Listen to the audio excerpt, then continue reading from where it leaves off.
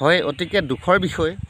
আজি পুৱা হাতীখলি হালধিবাৰীত বিক্ৰম লোহাৰ নামৰ লোকজনে তেখেতৰ নিজ কৰ্মলৈ বুলি পুৱা ৩৭ নং ৰাষ্ট্ৰীয় ঘাইপথেৰে তেওঁ খোজকাঢ়ি গৈ আছিলে। হঠাৎ কাজিৰঙাৰ পৰা প্ৰকাণ্ড গড় এটা ওলাই আহি তেখেতক আক্ৰমণ কৰে। হয়, ততাতৈয়াকৈ তেখেতক চিকিৎসালয়লৈ লৈ গৈছিল যদিও চিকিৎসালয়ত ডক্টৰে তেখেতক মৃত বুলি ঘোষণা কৰিলে।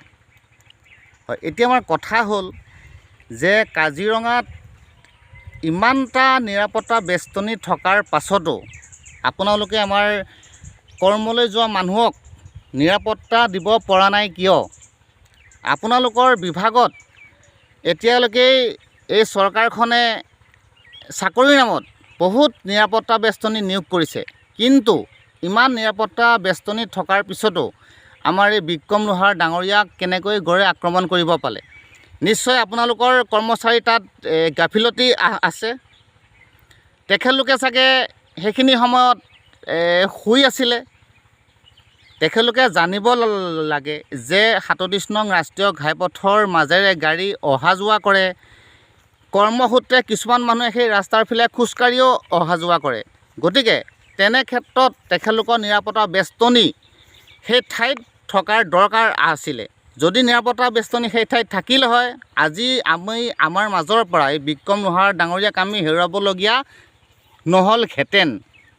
এতিয়া আমাৰ কথা হ'ল, আমাৰ এই তামুলী পথাৰ গাঁওখনত তেখেতলোকৰ কামাণ্ডো বাহিনী ৪০জনকৈ অস্ত্ৰধাৰী কামাণ্ডো ইয়াত নিয়োগ কৰিছে। ইয়াত নিয়োগ কৰাৰ অৰ্থ কি? ইয়াত আমাক তেনেকুৱা কামাণ্ডো বাহিনী কোনো দৰকাৰ নাই।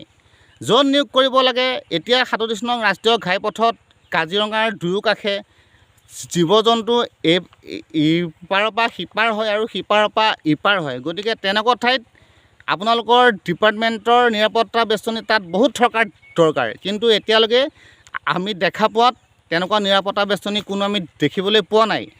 এতিয়া আমাৰ শেষত চৰকাৰলৈ আমাৰ দাবী ৰ'ল, বিক্ৰম লোহাৰ ডাঙৰীয়াৰ মৃত্যু হ'ল, গতিকে তেখেতৰ এটা উচিত ক্ষতিপূৰণ আৰু পৰিয়ালত যিকোনো ব্যক্তি এজনক কৰ্মসংস্থাপন দিবলৈ আমাৰ বৃহত্তৰ কাজিৰঙা ভূমি আৰু মানৱ অধিকাৰ সুৰক্ষা সমিতিৰ পৰা দাবী জনালোঁ।